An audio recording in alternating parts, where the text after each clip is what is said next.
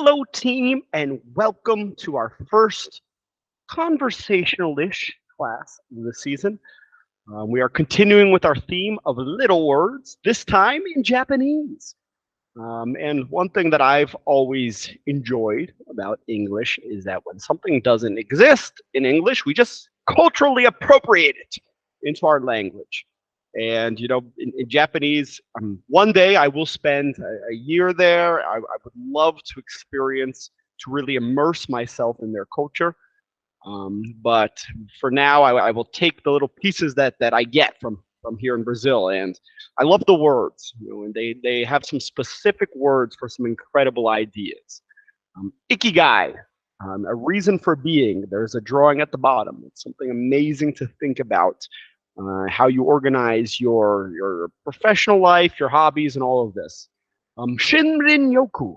I love this word. When you get away from the city, the Wi-Fi, just to recharge your energies. And this last one, I hope you're not guilty of tusundoku, when you buy a book but do not read it. Remember, you don't get any points for buying the book. You need to read it. So they have some amazing words and some amazing concepts. And one of them is Shu Ha Ri. And I think that in different cultures, you will see this idea presented in different forms. But I think it is an efficient way to understand the learning, the growing process. And today we will see how this can be applied to our English learning. And I hope to hear how it can be applied to your hobbies, to your career, to whatever it is that you are actively trying to improve to learn. So let's take a look. And here we have the Shu Ha Ri, which is Shu, obey the rules, level 1. Ha, to bend the rules, level 2. And Ri, to transcend the rules, level 3. And I'm going to make a comparison with this to our English studies. And the idea is that the Shu, this level 1, you're a novice, or you're starting a new skill, and you do not have enough experience to really give your opinion about something. So the most efficient way to learn is to just listen, to absorb, to follow the rules the way that they're presented. And I have my course, but I get a lot of students who come from English schools who they followed different paths.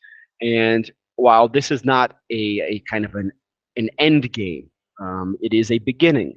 It's a way for you to get down those basic grammar rules, so that you feel comfortable that you can improve your studies. So with Shu, obey the rules for my course, for the creative English class, would be just to follow it, step by step.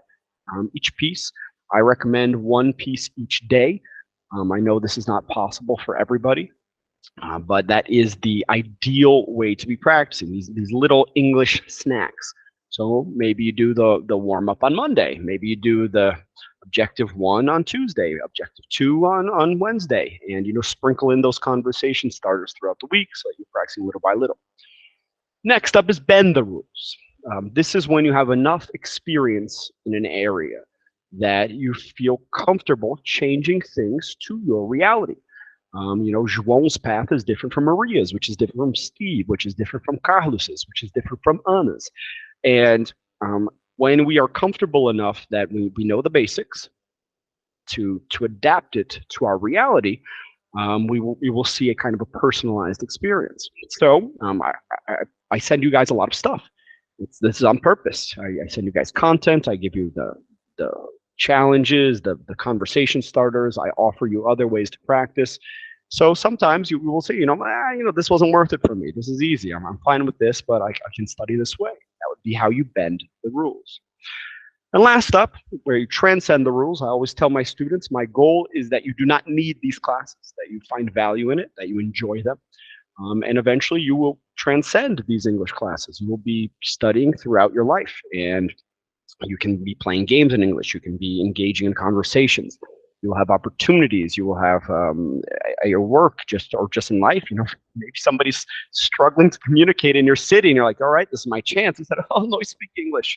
So it's an opportunity. You'll be transcending the rules. You'll be transcending this course into finding your own ways of studying. Now, this main objective, like I always enjoy doing, I like to hear about your guys' lives, your guys' experiences. So, pick an area that you have actively studied. This Shu Ha Ri, it comes from martial arts, Aikido, I believe, but it really can be applied to any learning experience. And talk about it. So, what is something that you study? Describe the Shu, describe the basics, the path. What is it like, the step by step process? Number two, Ha. You know, what is an example of how you were able to break or bend the rules? Last up, have you reached this restage in any skills? Have you been able to feel comfortable, confident, competent enough that you can kind of find your own way, that you are adding, that you are growing to, you are helping grow the area of study, the skill. So, team, that is our class today. Some conversation starters. Let me pick one. I'm going to go with four. It is always important to practice the basics. Do you agree or disagree? I do absolutely agree. You, of course, need to push your limits, but I think the basics are foundation.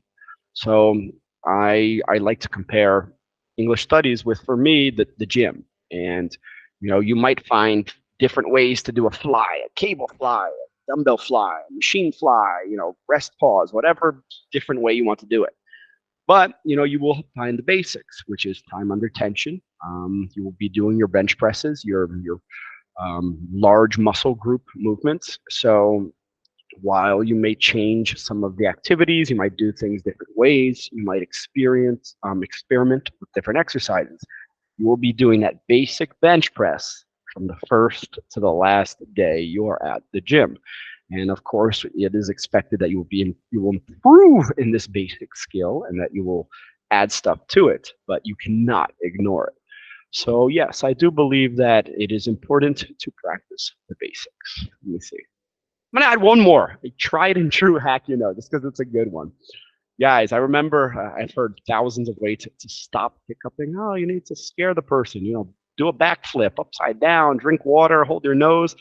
I have found one tried and true hack that does work, at least for me, which is, between hiccups, when your diaphragm is um, beating irregularly. So right after you hiccup, try to force a hiccup, and your diaphragm will go back in place, and you will stop hiccuping. If you're like me, I hate hiccuping.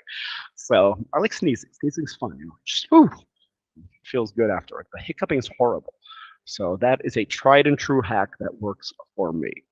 Let me see. And all right, this is a cool post. Some Japanese terms that are unique. And team, that's it. Thank you, and I hope to see you in class.